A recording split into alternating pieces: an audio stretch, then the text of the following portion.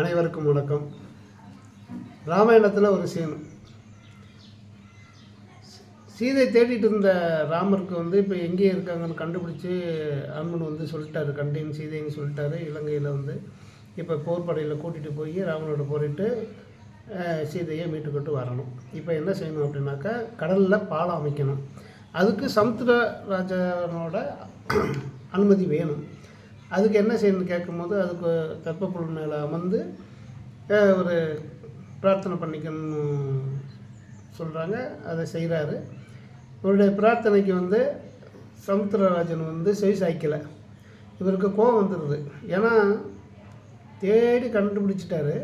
இப்போ மீட்டுக்கிட்டு வரணுங்கும் போது அதுக்கு வர தடையில் அவரால் பொறுத்துக்க முடியல. ரொம்ப கோபம் வந்துடுது. உடனே ஒரு அம்பு எடுத்து விடுறாரு. சமுத்திரமே வற்றி போகுது. அங்கே இருக்கிற உயிரினங்கள்லாம் வாடுது. அப்போவும் சமுத்திரராஜன் வரல. திரும்ப கோபம் வந்துடுது, உக்கிரமாகிடுது.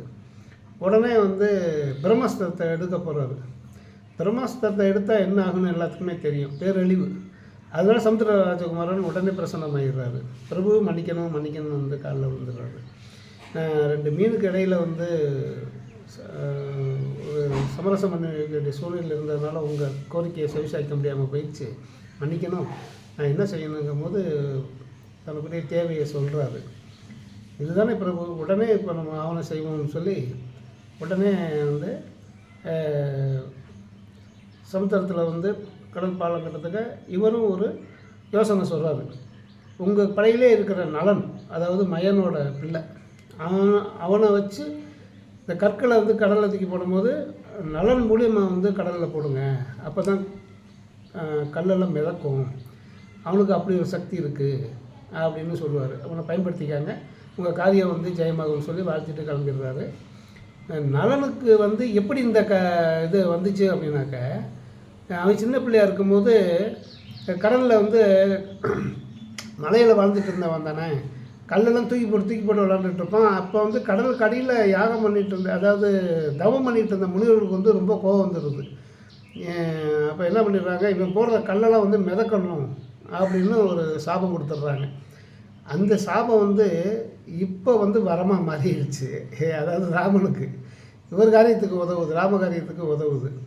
அதை பயன்படுத்தி ராமர் போரிட்டு ஜெயிச்சதெல்லாம் நம்ம அறிஞ்ச கதை தான். இதில் நம்ம தெரிஞ்சுக்க வேண்டியது என்ன அப்படின்னா, இப்போ ராமருக்கு கோபம் வந்துச்சு. அவர் பிரசன்னமாகி அவர் உண்மையான காரணத்தை சொன்னோன்னா உடனே கோபம் மறைஞ்சிருச்சு. அதாவது கோபம் எப்படி இருக்கணும் தெரியுமா? கோபம் வரும், மனுஷனுக்கு எல்லாமே வரும், வராமல் இருக்காது.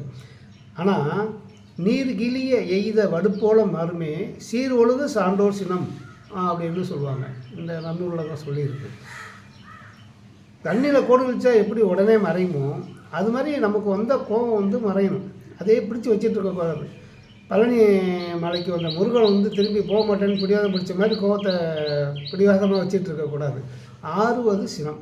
இதை தான் நம்ம அவை பாட்டி சொல்லியிருக்காங்க. கோபம் வரணும், வந்த சூடு தெரியாமையும் அது மறையணும். அதுதான் சான்றோருக்கு அழகு அப்படின்னு அவை பாட்டி சொல்லியிருக்காங்க. நம்மளும் அதை பற்றி சிந்திப்போம். வணக்கம், நன்றி.